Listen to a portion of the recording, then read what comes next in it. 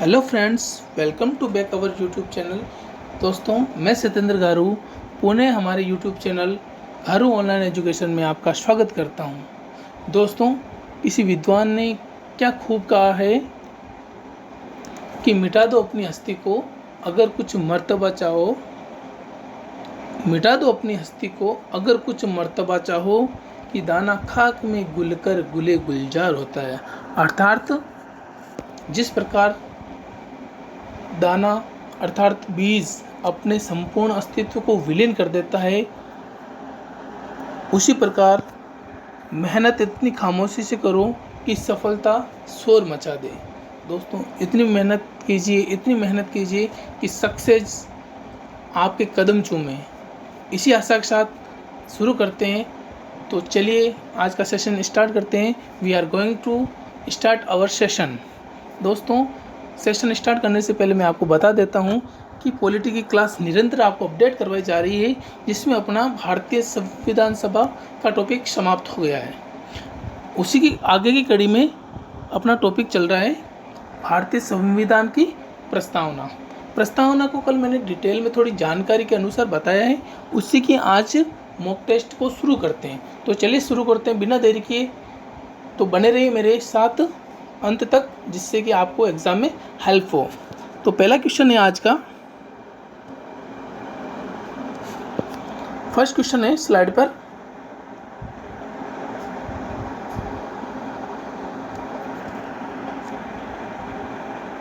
ये रहा first question. कहता है अपना, संविधान सभा के सम्मुख संविधान के प्रस्तावना का प्रस्ताव किसने रखा? संविधान सभा का प्रस्ताव किसने रखा था? आपके सामने चार ऑप्शन है। Option number A Jawaharlal Nehru, option number B R Ambedkar, option number C PN Rao, option number C Mahatma Gandhi. तो इसका राइट आंसर आप सबको पता है, जवाहरलाल नेहरू। दोस्तों, 13 दिसंबर 1946 को पंडित जवाहरलाल नेहरू ने संविधान सभा का प्रस्ताव पेश किया था। ठीक है फ्रेंड्स, नेक्स्ट क्वेश्चन देखिए। नेक्स्ट क्वेश्चन है अपना,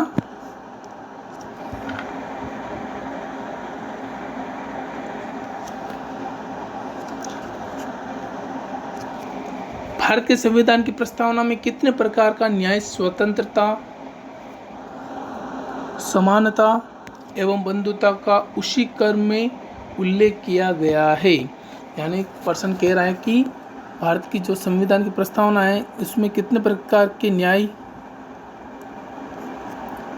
कितनी प्रकार की स्वतंत्रता, कितनी क्षमता या समानता बोल सकते हम, और बंधुता। ठीक है फ्रेंड, तो मैं आपको बता देता हूँ न्याय कितने प्रकार के थे। सारा, ये हमने याद किया था। सारा से तात्पर्य है सामाजिक न्याय, आर्थिक न्याय और राजनीतिक न्याय। स्वतंत्रता से अगर बात की जाए तो विचार की स्वतंत्रता, अभिव्यक्ति की स्वतंत्रता, इसके बाद में इसमें देख लीजिए विश्वास, धर्म एवं उपासना।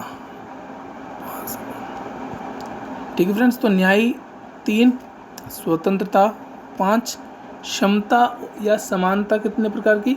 2 प्रकार, प्रतिष्ठा एवं अवसर की समानता का उल्लेख हमारे संविधान की प्रस्तावना में बताया गया।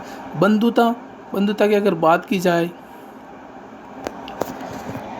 तो बंधुता व्यक्ति की गरिमा, राष्ट्र की अखंडता, राष्ट्र की एकता। तो न्याय कितने प्रकार के? 3। ऑप्शन नंबर देखिए 3। 5 स्वतंत्रता कितने प्रकार की दी थी? 5। समता या समानता कितने प्रकार की? 2। और बंधुता 1। ठीक है, तो ऑप्शन नंबर ए अपना करेक्ट हो जाएगा। इसमें देखिए क्वेश्चन को थोड़ा बारीकी से पढ़िए। क्या ऑप्शन नंबर ए राइट है या बी राइट है? तो इसका ऑप्शन नंबर ए राइट हो जाएगा। ओके फ्रेंड्स, नेक्स्ट क्वेश्चन देखिए।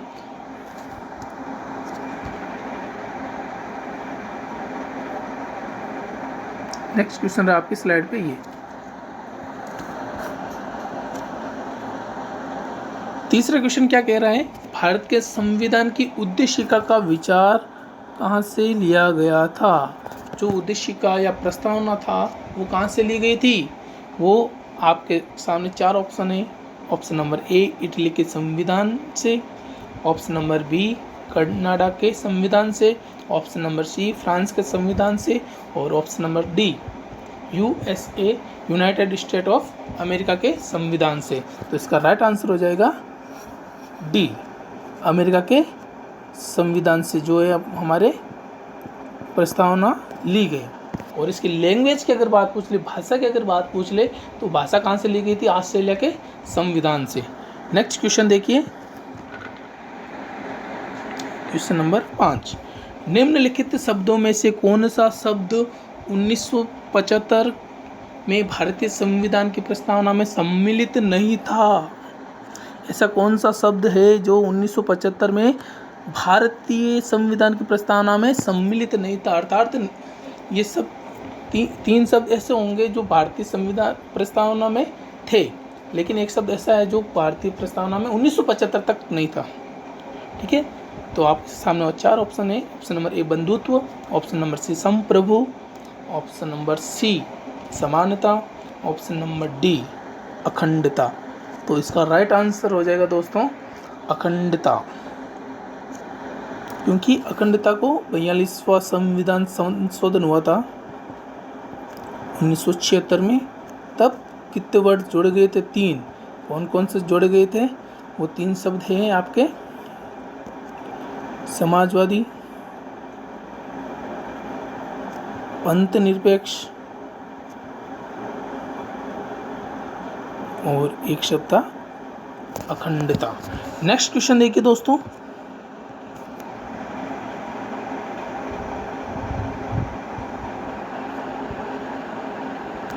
नेक्स्ट क्वेश्चन है अपने स्लाइड पे क्वेश्चन नंबर 6 क्वेश्चन कह रहा है भारत एक गणतंत्र है। इसका अर्थ बताना है कि गणतंत्र का अर्थ क्या होता है। आपके सामने 4 ऑप्शन है दोस्तों। ऑप्शन नंबर ए सभी मामलों में अंतिम अधिकार जनता के पास है। ऑप्शन नंबर बी भारत में संसदीय शासन नहीं है। ऑप्शन नंबर सी भारत में वंशानुगत शासन नहीं है। ऑप्शन नंबर डी भारत राज्यों का संघ है। तो इसका राइट आंसर क्या हो जाएगा कि भारत में वंशानुगत शासन नहीं है, अर्थात जो भारत का संवैधानिक मुखिया है वो जनता के द्वारा चुना होता, जनता के द्वारा नहीं, वो किसी विशेष प्रणाली द्वारा चुना जाता है। ठीक है, नेक्स्ट क्वेश्चन देखिए।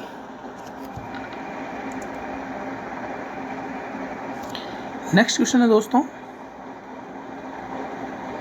भारतीय गणतंत्र की 26 नवंबर 1950 को वही संवैधानिक वस्तु स्थिति बतानी।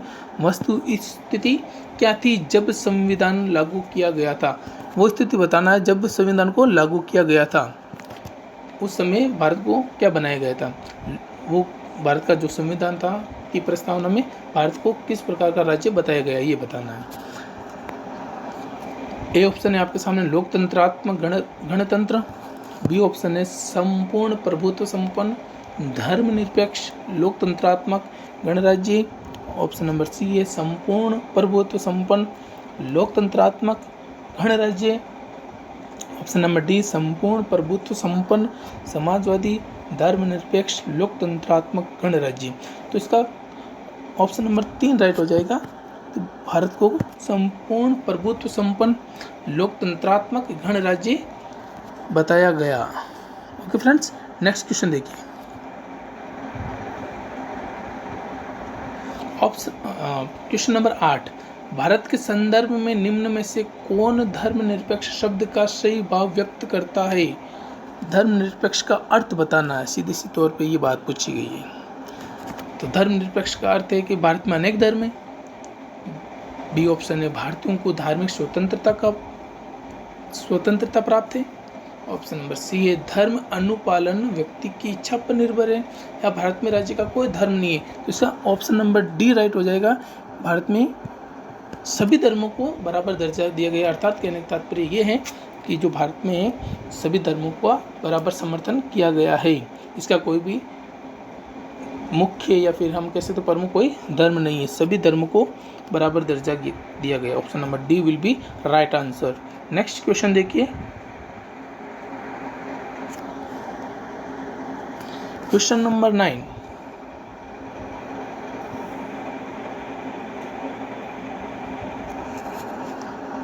क्वेश्चन नंबर 9 है भारतीय संविधान की प्रस्तावना में लिखित हम भारत के लोग we the people of India से अर्थ निकलता है। हम भारत के लोग का अर्थ बताना है हमें इस क्वेश्चन के अंदर, तो इसका अर्थ वो होगा कि आपके सामने 4 ऑप्शन है।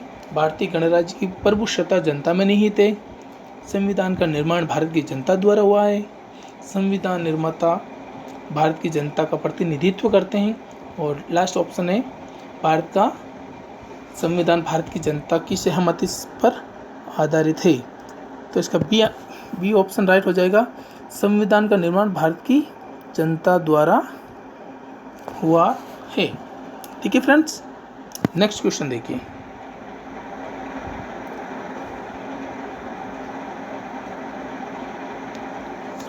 नेक्स्ट क्वेश्चन है भारतीय संविधान की आत्मा किसे कहा गया है। भारतीय संविधान की आत्मा कहा है प्रस्तावना को। अगर किसी वक्ता का नाम पूछ ले,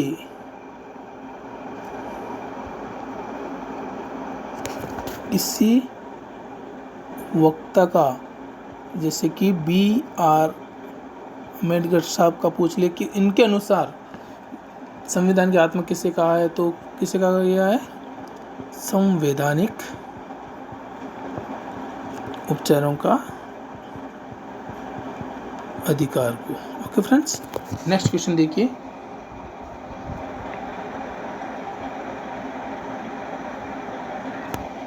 नेक्स्ट क्वेश्चन है 42वें संविधान संशोधन अधिनियम 1976 द्वारा प्रस्तावना में किस शब्द को नहीं जोड़ा गया। दोस्तों मैं थोड़ा डिटेल से बता देता हूँ। जो 42वां संविधान संशोधन हुआ था 1976 में, उसमें 3 शब्द जोड़े गए। कौन कौन से? समाजवादी, आगे बता चुका मैं, लेकिन एक बार और देख लीजिए, धर्मनिरपेक्ष,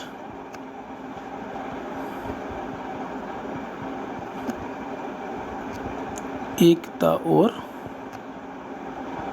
अखंडता। तो कौन सा नहीं जोड़ा गया ये पूछा है, तो option number C will be right answer of 11th question. Next question देखिए,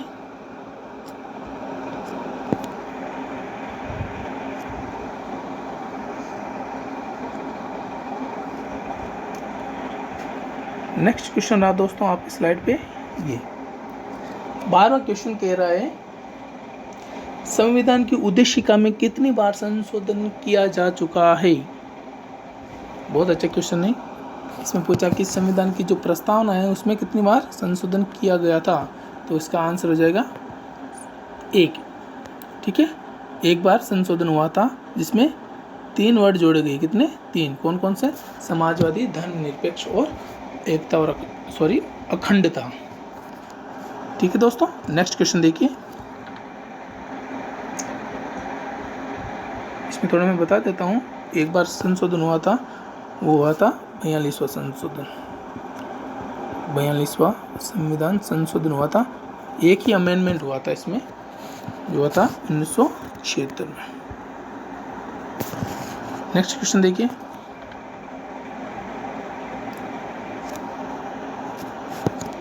क्वेश्चन कह रहा है संविधान की प्रस्तावना सभी भारतीय नागरिकों को निम्न में से कौन सा एक न्याय उपलब्ध कराने के लिए वादा होगा या वायदा नहीं करती है। 3 प्रकार के न्याय हमारे संविधान में उल्लेखित है, कोई सामाजिक न्याय, आर्थिक न्याय, राजनीतिक न्याय। तो इसमें पूछा है कि कौन सा न्याय हमारी प्रस्तावना उपलब्ध कराने का वादा नहीं करती, तो वो होगा धार्मिक न्याय। D option will be right. Next question देखिए,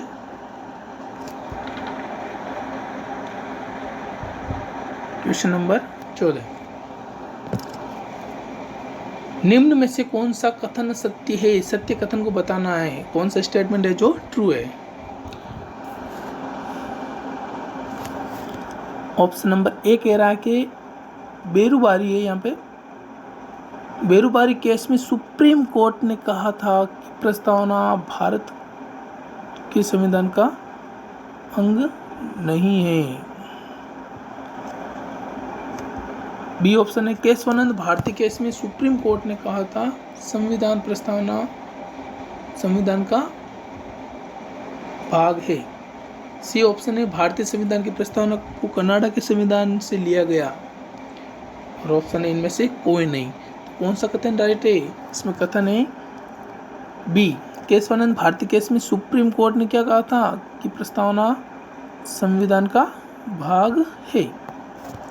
ठीक है फ्रेंड्स, ये कब हुआ था? 1973 में। और एंट्री कब हुआ था? एंट्री बेरुबारी हुआ था 1960 में। नेक्स्ट क्वेश्चन देखिए, नेक्स्ट एंड फाइनल क्वेश्चन है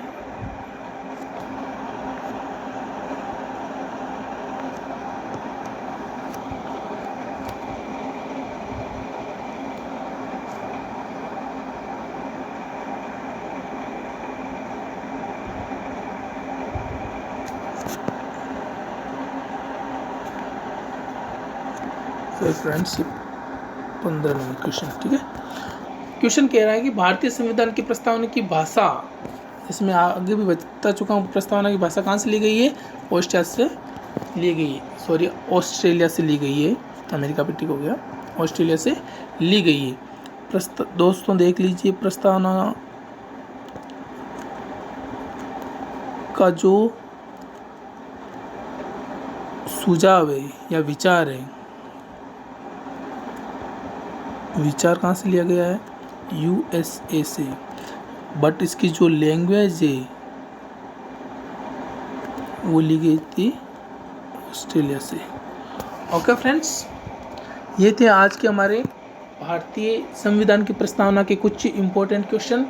आशा करता हूँ कि आगामी प्रतियोगिता परीक्षा में ये आपके लिए हेल्पफुल साबित हों। इसी के साथ मिलते हैं नेक्स्ट क्लास में। तब तक के लिए take care to all of you. घर में रहिए, सुरक्षित रहिए दोस्तों। वीडियो अच्छा लगा तो उसे लाइक कीजिए, सब्सक्राइब कीजिए, दोस्तों के साथ शेयर कीजिए। मिलते हैं अगली क्लास में, तब तक के लिए